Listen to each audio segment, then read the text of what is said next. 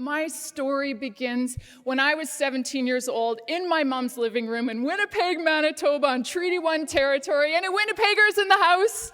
Yeah, we're everywhere, by the way. I think it's kind of the center of the universe, but that's another story. Proud Winnipegger. But I was in my mom's living room and getting into all sorts of trouble. When I was 17, I had been on a path of destruction for some time, heavy into drugs, heavy into alcohol, not going to school, smoking a pack a day, not your ideal like Olympic potential athlete kid channeled into sport. And at that time, we didn't have these like RBC training grounds and stuff. I was flipping through the channels and I came upon something that stopped me in my tracks. At least it stopped my thumb. Because what I saw was the Olympics from Calgary, 1988. I came across the most absolutely boring and linear Olympic sport, long track speed skating. You know the one, not short track, not the roller derby on blades, the one where you skate in circles and turn left and change lanes. It's very polite and very linear, and I was captivated.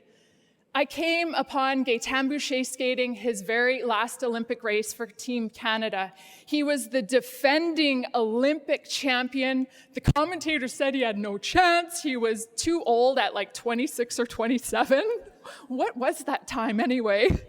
I quit when I was 2 months shy of 40, by the way. Gaëtan was too old. He was injured. He just wasn't at his best, and the commentator said it was just nice he got to compete for Canada one last time. But Gaëtan wasn't listening. And when I watched him approach the starting line, it was like every cell in his body lit up. He was going to try to do something, and that something was big. I was watching him, and the gun went off, and he went out on world record pace that he held until he blew up spectacularly with one lap to go. I remember Gaëtan finishing in 9th place.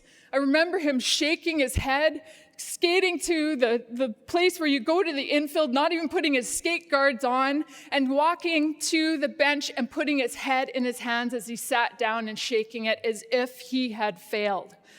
But for this kid that was doing everything wrong, that had learned these patterns of survival from the family environment that I grew up in, with my dad's alcoholism, my mother's trauma, and my sister's own path to destruction. For this kid who knew leadership, I've always been a leader. This is the art of leadership after all.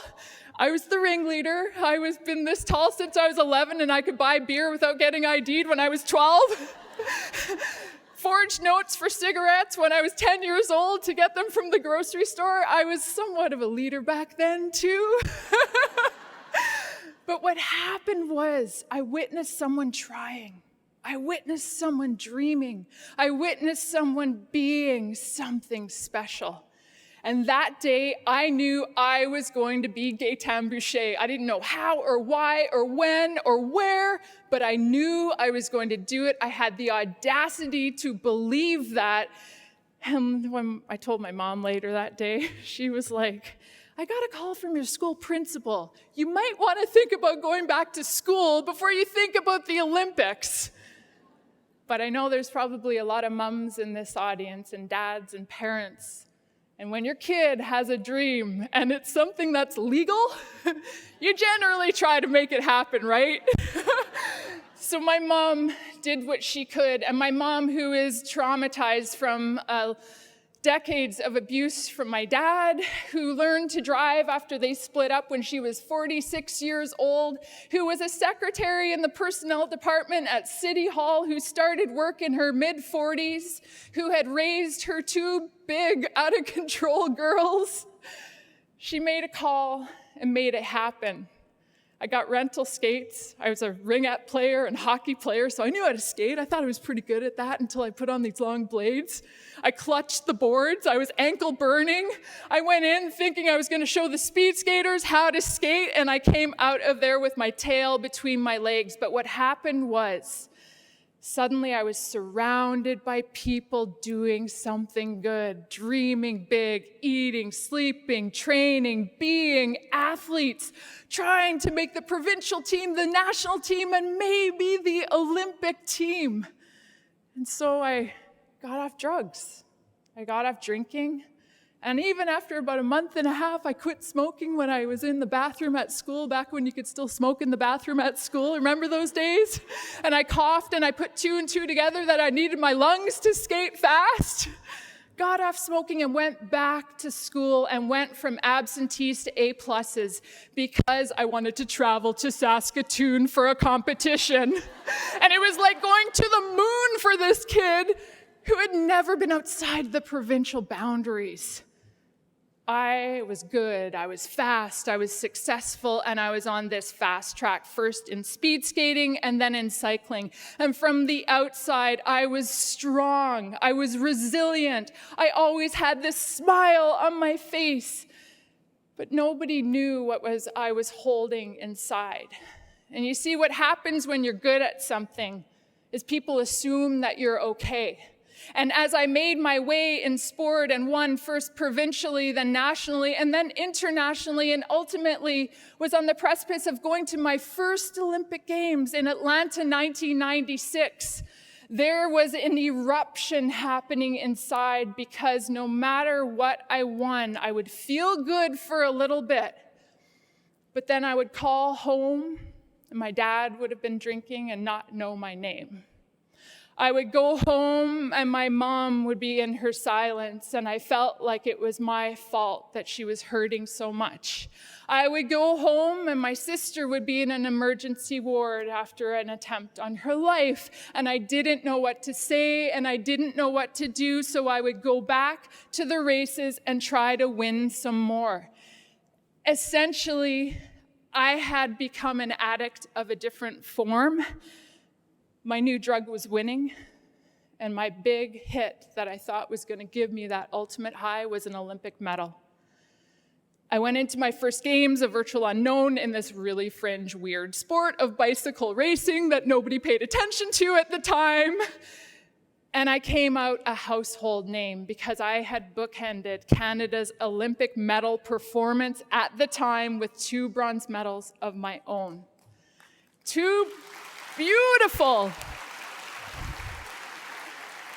Olympic medals are different, not only because they're really hard to get and earn, but they're heavy. They're really heavy, and they're all different, and I had 2 of my own. The last interview I did after my last race, the CBC anchor was so excited because he had a surprise for me, that he had my mom and dad live via satellite from Winnipeg, and me in Atlanta. He said, all of you together. The world's gonna love it. Canada's gonna love it. They're gonna see your family and see what's possible.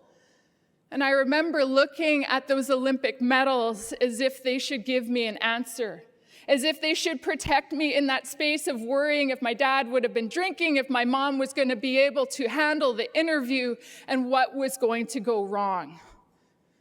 I knew in that moment that nothing outside of yourself will fix what is broken inside, what needs help, what needs healing, what needs support inside of yourself. No car, no house, no degree, no Olympic medal. Nothing outside of you does the work inside. But at that time, I didn't know any of this. I didn't know that mental health was a thing, even though my family was riddled with mental health issues of the severe form. Nobody was talking about it. And when I went home and I traveled across Canada and people said, I recognized you by your smile, I would go home and I would crumble even more because I felt like I was letting everyone down. I was supposed to be the champion, and I could no longer get out of bed. So I isolated more. I hid myself more. I couldn't train. I couldn't control what I was eating. My body changed. I was ashamed of how I looked, how I felt, and who I was, and I wanted to disappear. But I got lucky in this time. I had gone literally from cloud 9 to rock bottom, a rock bottom I didn't know existed, and I got lucky because my workplace reached out. The national team reached out to me and said, "We care about you. We don't care about winning. You've done enough for us, but we want to know that you're okay. And there is help here." They convinced me to go to a training camp, and I went, ashamed of myself, hiding in my baggy clothes, not making eye contact with anyone, crying my eyes out in the stall of the bathroom in the Vancouver airport, waiting to go over to Victoria to this training camp that I knew I couldn't ride my bike in. And I got lucky because the team doctor didn't talk to me about the routine physical she usually went through with each and every one of us. She talked to me about mood disorder, about depression, about addiction, and she clinically told me what these things were. And most importantly, she told me I wasn't alone. She said, there are other athletes. There are people in my family, community members. She said, you have no idea how many people struggle with this. You are not alone.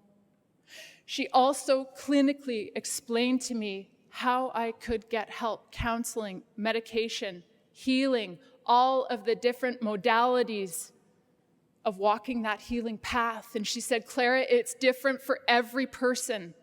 Let's try to take those first steps together.